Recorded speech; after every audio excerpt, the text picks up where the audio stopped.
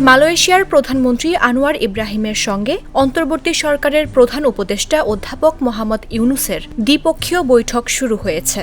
আজ মঙ্গলবার সকালে মালয়েশিয়ার পুত্রজায়ায় তারা বৈঠকে বসেছেন। প্রধান উপদেষ্টার ভেরিফাইড ফেসবুক পেজে বাংলাদেশ সময় সকাল ৮টার কিছু আগে এক পোস্টে বৈঠকের বিষয়টি জানানো হয়।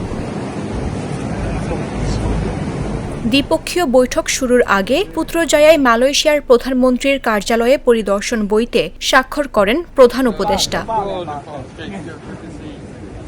পুত্রজায়ায় পৌঁছানোর পর অধ্যাপক ইউনুসকে নিজ কার্যালয়ে স্বাগত জানান মালয়েশিয়ার প্রধানমন্ত্রী আনোয়ার ইব্রাহিম।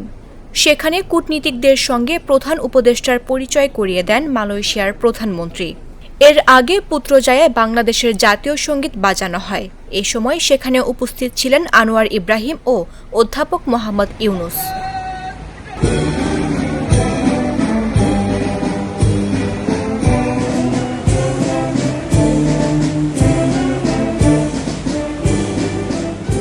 প্রধান উপদেষ্টা ৩ দিনের রাষ্ট্রীয় সফরে গতকাল সোমবার মালয়েশিয়ার রাজধানী কুয়ালালামপুর পৌঁছেছেন।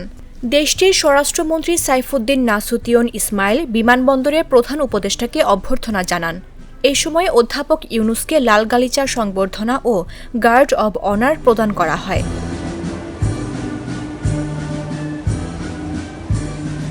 অধ্যাপক ইউনুস সোমবার স্থানীয় সময় সন্ধ্যা ৭টা ৫০ বিমান বাংলাদেশ এয়ারলাইন্সের একটি ফ্লাইটে কুয়ালালামপুর পৌঁছান।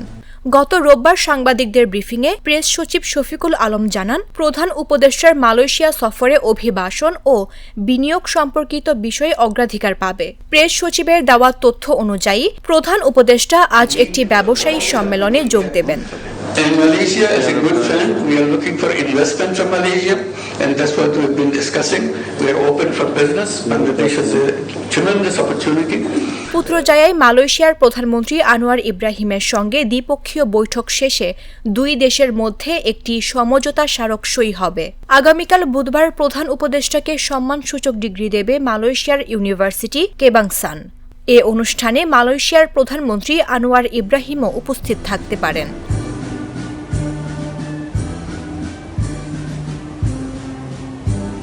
প্রধান উপদেষ্টার সফরকালে মোট ৫টি সমঝোতা স্মারক এবং ৩টি নোট অব এক্সচেঞ্জ সই হওয়ার সম্ভাবনা রয়েছে। এছাড়া মালয়েশিয়ায় থাকা বাংলাদেশিদের সঙ্গে আজ স্থানীয় সময়ে বিকেল ৫টায় মতবিনিময় সভায় অধ্যাপক ইউনুসের যোগ দেওয়ারও কথা রয়েছে।